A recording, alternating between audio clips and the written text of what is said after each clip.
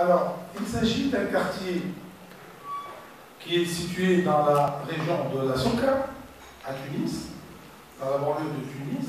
Il est enclavé dans un tissu mixte. Et bien sûr, le premier problème, surtout, c'est pour ça que je ne veux pas utiliser vraiment le terme éco-quartier, puisque là, il s'agit d'un label. Moi, je dirais le label que je pourrais utiliser là-dedans, c'est, je ne sais pas, le BSA, le bon sens de nos ancêtres.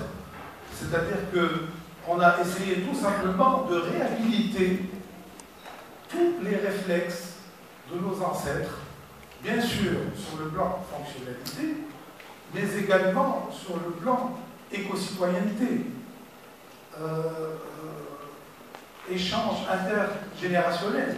Donc, ce projet, s'il faut vraiment qu'il adopte un label, il va falloir y faire une intégration sociale à un taux minimum de 50%, chose qui est extrêmement difficile en Tunisie.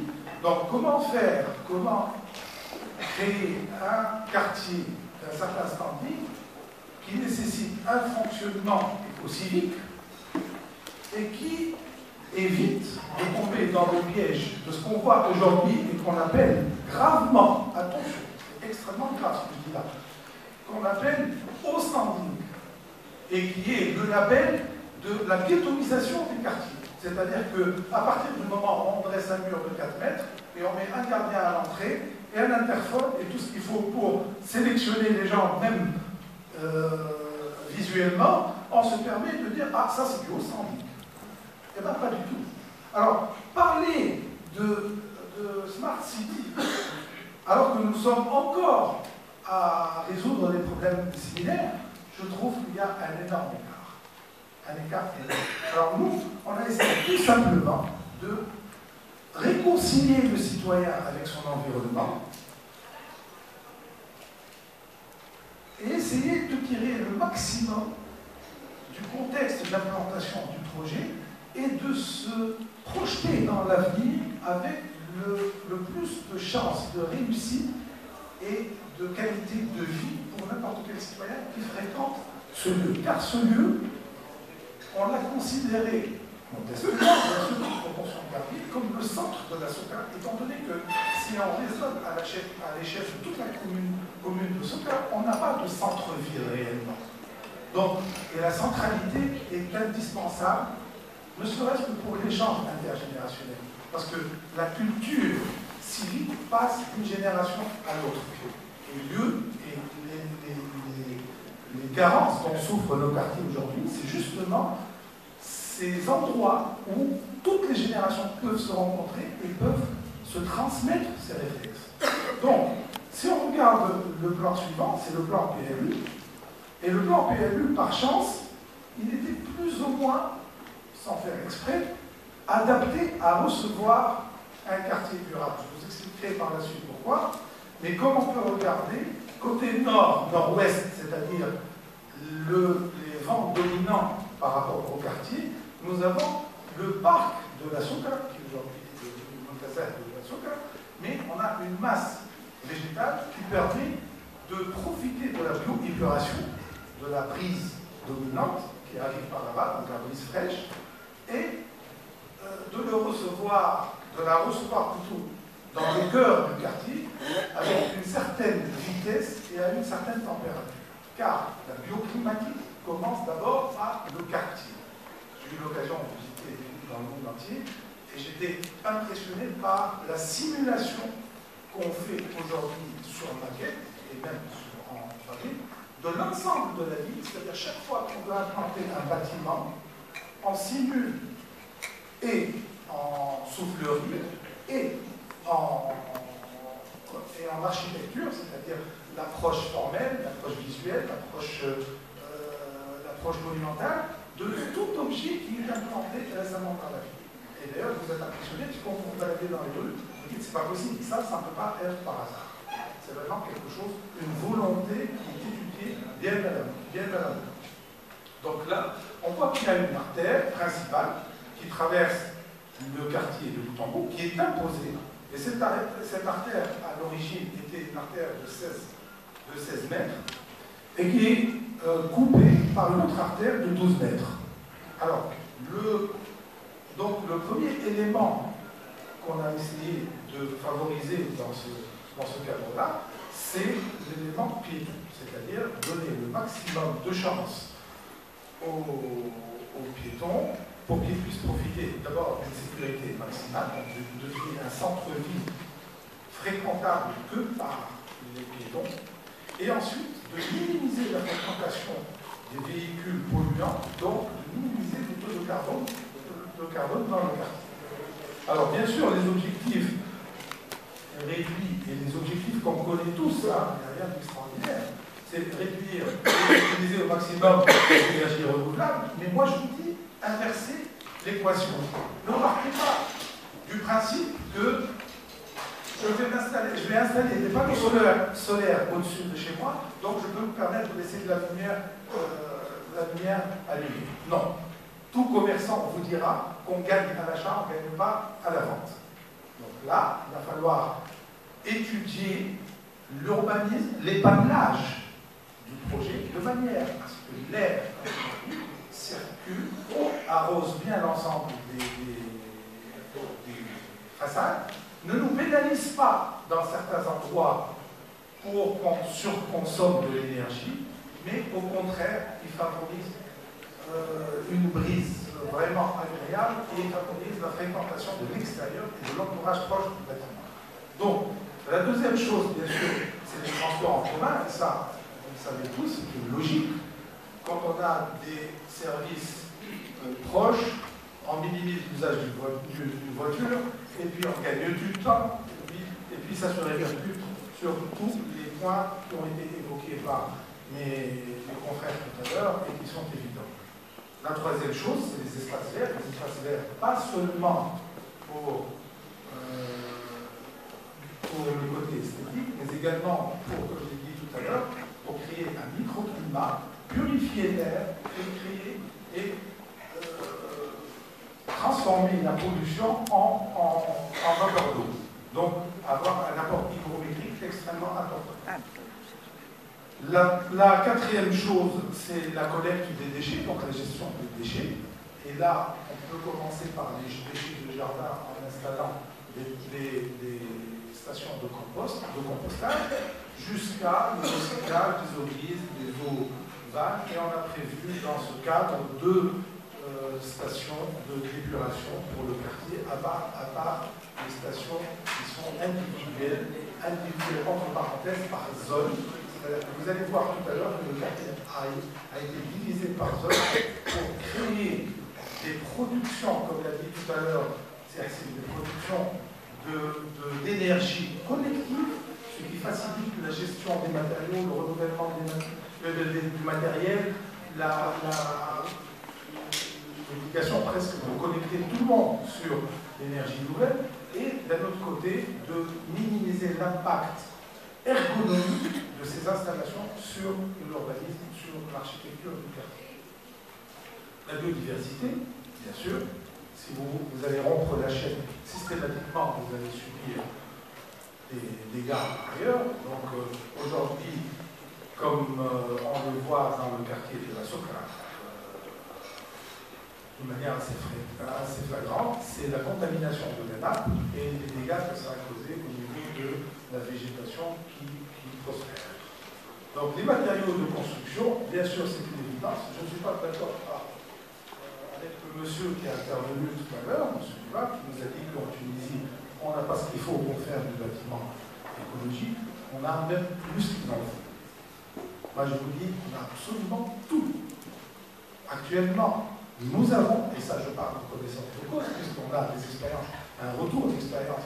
Moi-même je ne fais que de l'éco-construction, donc je construis que des bâtiments dans ce sens, et j'en suis aujourd'hui à une intégration de 95% de local. Je ne sais pas si je m'entends. 88, je peux vous faire visiter les bâtiments, si vous voulez. 95% de local, et c'est des bâtiments implantés dans des climats extrêmes, c'est-à-dire au sud de la Tunisie, au nord de la Tunisie, et où on fonctionne sans chauffage, sans climatisation. C'est-à-dire que même la mécanisation qu'on était en train d'importer de l'étranger, aujourd'hui on peut s'en passer. Il on a un climat magnifique, tempéré, qui dure pratiquement 8 mois, et oui, je l'ai dit parce que ça c'est le plus important. Et qui nous permet vraiment de partir sur le concept naturel.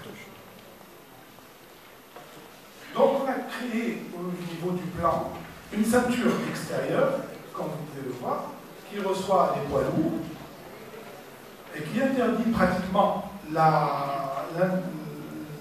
l'entrée des véhicules polluants à l'intérieur de la cité. Le grand cercle que vous voyez à l'intérieur, d'abord c'est un parc central. Là, on peut se rencontrer toutes les générations qui préparent toutes les activités culturelles et autres. Et ensuite, on a une ceinture commerciale, puisque les deux activités ne sont pas assimilables, une ceinture commerciale qui est une ceinture piétonne. À partir de là, on a travaillé sur les pavinages, et les pavinages, bien sûr, on a étudié au préalable la brise dominante, comment elle arrive, et on est parti sur, on ne peut jamais avoir quelque chose de sublime sur 12 mois, mais quand on peut optimiser la fréquentation du lieu sur 8 ou 9 mois par an, c'est déjà énorme. Donc on est parti sur ce qu'on appelle l'effet de maillage, c'est-à-dire qu'on peut laisser le vent, créer un bruit, le vent rentre, et pour cela, il fallait quand même la complicité un peu des autorités locales qui nous ont permis, qui ont été un peu plus souples sur le plan épavage pour adapter vraiment la forme des bâtiments à l'aérodynamique de l'ensemble. Bien sûr, vous voyez à votre gauche l'implantation de la verdure en fonction de cela, la circulation des véhicules en fonction de cela, et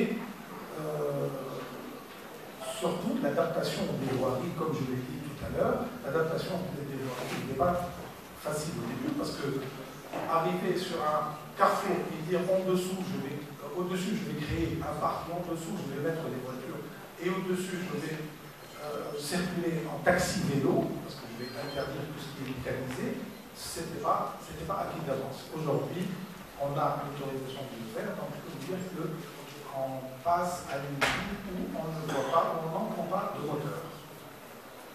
Bien sûr, le confort, la qualité de revêtement des sols de l'ensemble du quartier est très important pour deux choses. À un certain moment, dans les écoquartiers, on interdisait, ou plutôt on encourageait la récolte et la gestion de l'eau pluviale, donc on favorisait les surfaces hermétiques. Aujourd'hui, on favorise plutôt une pénétration du sol à 40% minimum de l'eau pluviale, car on s'est aperçu que pour la régénération de la régénérescence plutôt de la nappe, il est indispensable que l'eau de pluie pénètre en grande partie dans la nappe. Donc pour cela, on a des revêtements qui sont poreux et on a des revêtements qui sont carrément perméables, qui laissent totalement l'eau passer.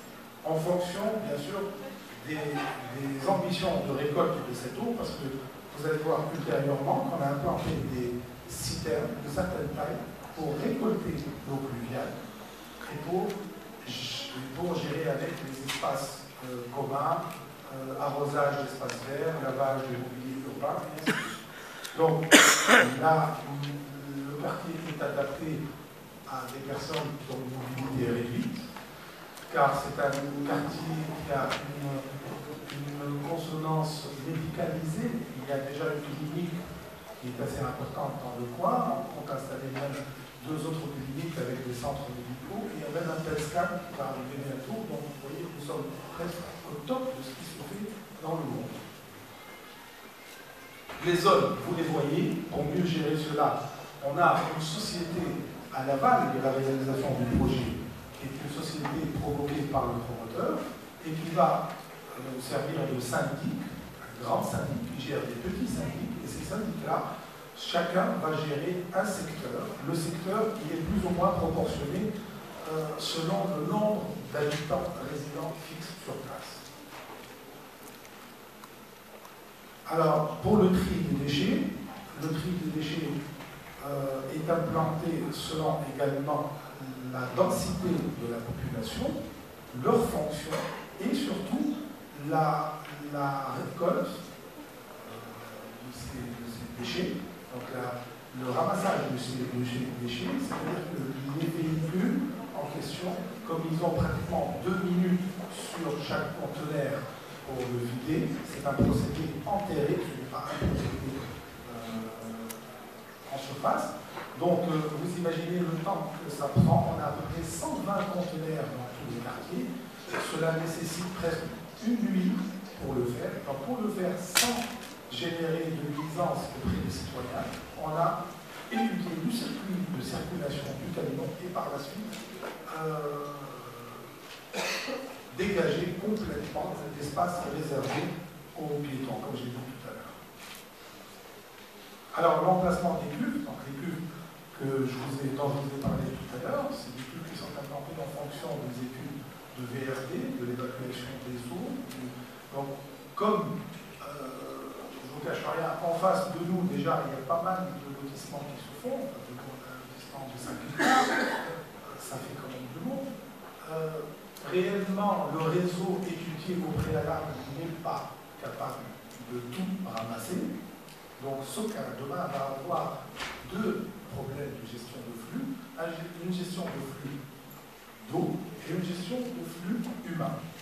C'est-à-dire que aujourd'hui, quand vous êtes dans les deux artères qui desservent le quartier, vous êtes dans un embouteillage interminable qui s'étale de carrefour jusqu'à l'Ariana. Sauf un détail très important, c'est que le problème, contrairement à ce qu'on croit, ce n'est pas un problème de circulation, c'est un problème de transport. C'est-à-dire que quand vous êtes dans cet embouteillage, vous regardez devant vous, à côté de vous, derrière vous, il n'y a qu'une personne par voiture.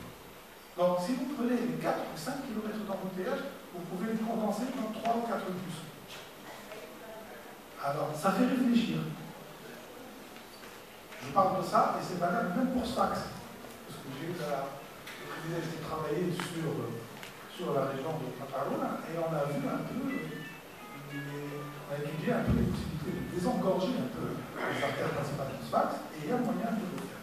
Donc, voilà pourquoi on a essayé de créer des espaces tampons, des cuves tampons, qui permettent plus ou moins de récolter l'eau avant de laisser filer le minimum vers le réseau connu.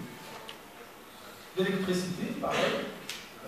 Tout à l'heure, Saxane s'est étalé sur les nouvelles manières de consommer, entre parenthèses, les nouveaux menus.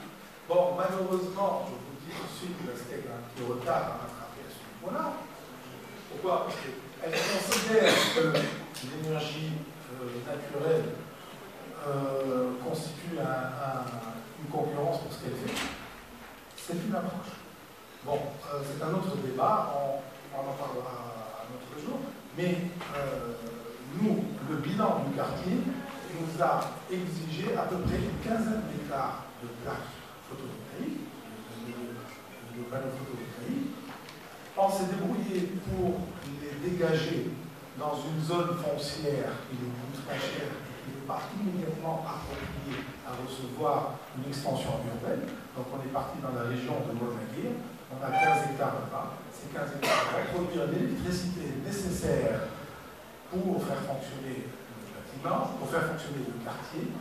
Donc on fait du troc en quelque sorte. On leur donne ce qu'il faut, mais on n'est pas obligé de le donner au lieu même du troc. Et parallèlement à ça, eux, ils nous fournissent dans le lieu de consommation la quantité dont on a besoin. Voilà, donc pour les bonnes pratiques et recommandations, comme je vous ai dit tout à l'heure, je ne vous encombre pas avec des labels, avec des termes un peu science-fiction.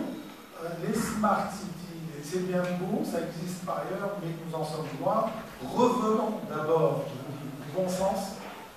On essaie de réhabiliter les réflexes de nos grands-pères, de nos grands-parents, parce que ce dont je parle là existe déjà dans les médinas, à quelque chose près. On peut très bien l'adapter à l'architecture moderne, à l'urbanisme moderne, et fait en sorte que les citoyens, surtout, parce que sans mode d'emploi, sans fonctionnement civique, ces projets-là n'ont absolument aucun sens. Ça ne sert à rien de faire de l'écologie si vous êtes pollué dans la tête. Désolé de vous brusquer un peu, Merci de votre